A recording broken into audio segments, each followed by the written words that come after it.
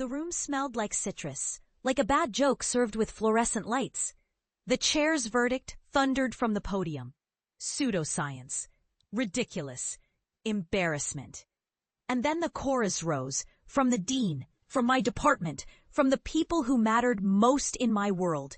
The family photos in the back row finally came to life as a verdict. You ruined us by chasing a dream no one could prove. My name, once bright on a wall chart of potential, dissolved into a script I'd memorize for later. Dismissed, disbelieved, disposable. That moment didn't just end my career in the way a sentence ends a sentence. It ended my certainty. I walked out that door with a future that still sparkled, but with a label slapped across it that would sting every step I took.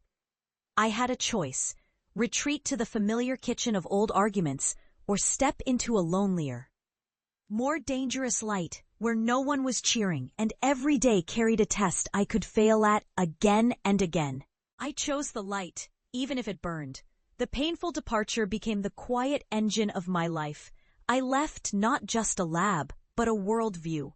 I had proposed that plants could communicate, not in the way poets claim, not with mystic whispers, but through a web of biochemical signals I believed could be decoded, translated, and even spoken back to. They called it foolish, even dangerous. A biotech communicator, someone who translates chloroplast size into actionable data, felt as ridiculous as declaring you could converse with rain. They told me I would fail, I would embarrass the family, and I would hollow out the only life most of us could understand: predictable, safe, dull. So I pursued it alone. The Glass Codex, my stubborn, fragile name for a system of transparent sensors, dendritic microcapsules, and a network that could read plant beacons as if leaves carried a public feed, kept me alive when the world looked away. The first years were a series of miracles dressed as mistakes. A tomato plant that learned to ask for water using a microchemical handshake. A cornfield that brewed microclimates by humming with root exudates. A desert hillside that, under the right shade of dawn, whispered back to human observers through a lattice of gentle signals. Ridicule followed me like a ticket stub I couldn't tear out. I was a lone voice, shouting into a howling room that didn't want to hear. I did not rise in a straight line. The path was jagged as a broken antenna. There were days when the lab was a shipping container on a chilly pier, when the data wouldn't stabilize, when funders looked away because the field felt too frail, too close to fantasy. But the work learned to endure me as I learned to endure it. I taught myself to communicate with things that seemed to ignore humans. Roots that could bury a plan for drought. Leaves that could signal a recovery before the soil could feel it. And microbes that translated the weather into language I could parse.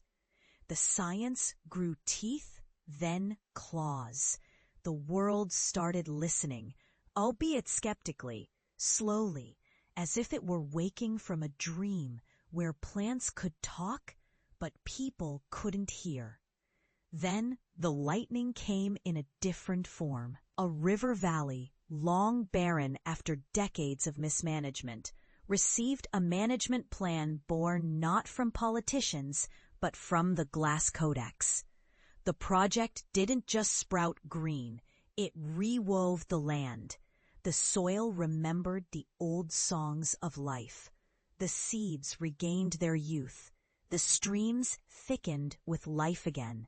And birds found corridors where there had once been attractors for nothing but dust.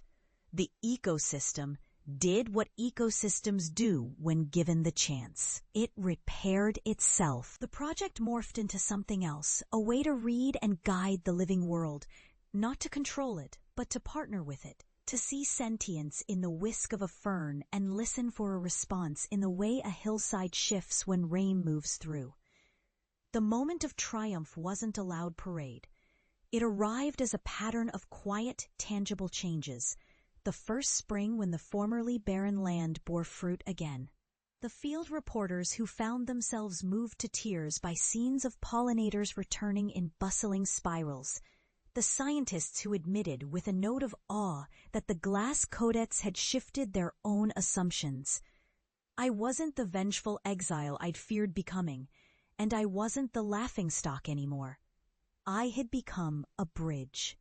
And still I did not forget the family who had watched me collapse under the weight of their own certainty, friends who believed success was a straight line from school to stage to status, never a tangle of stubborn soil and patient roots.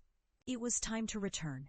It was time to show them what their derision had once denied and what destiny had built in spite of it. The day I arrived home, the old house felt smaller than the future I carried on my shoulders. The hedges were still trimmed the same way.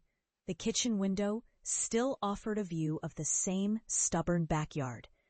They greeted me with cautious smiles, the kind that pretend they've never doubted a person, even when their eyes tell a different truth. I asked for nothing except permission to demonstrate, to reveal, to witness the power of the work that had outrun the rumors.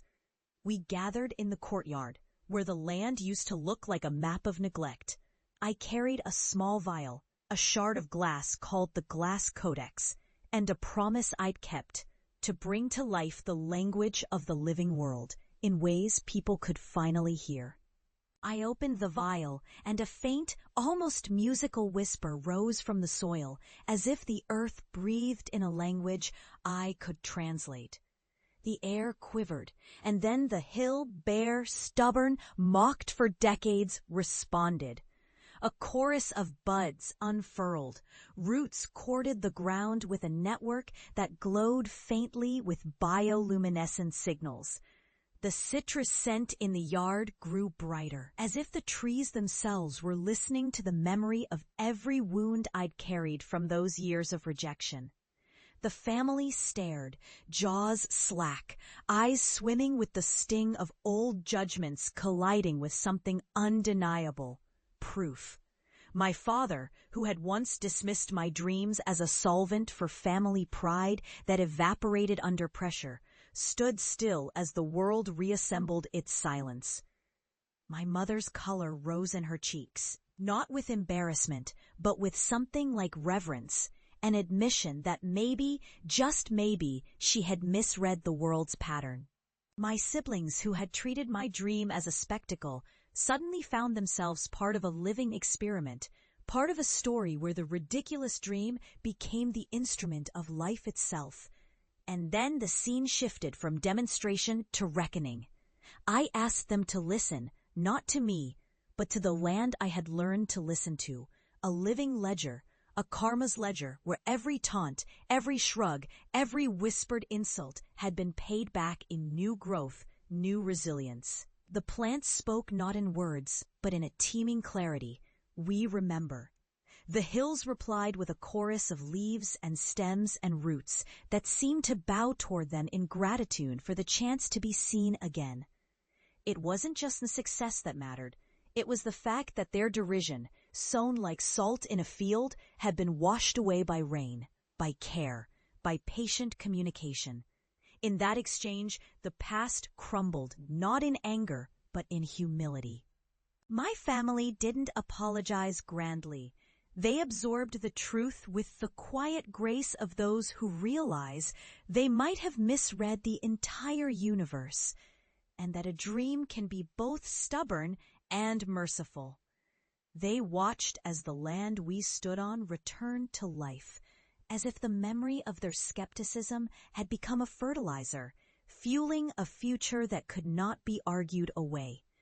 The ending isn't about vengeance or vindication. It's about a ledger that balances not by retribution, but by renewal. I had set out to make the world listen to the living, and in the end, the world listened to me in turn. My success was not a final conquest, but a new kind of kinship between a person who refused to give up and a planet that refused to be ignored.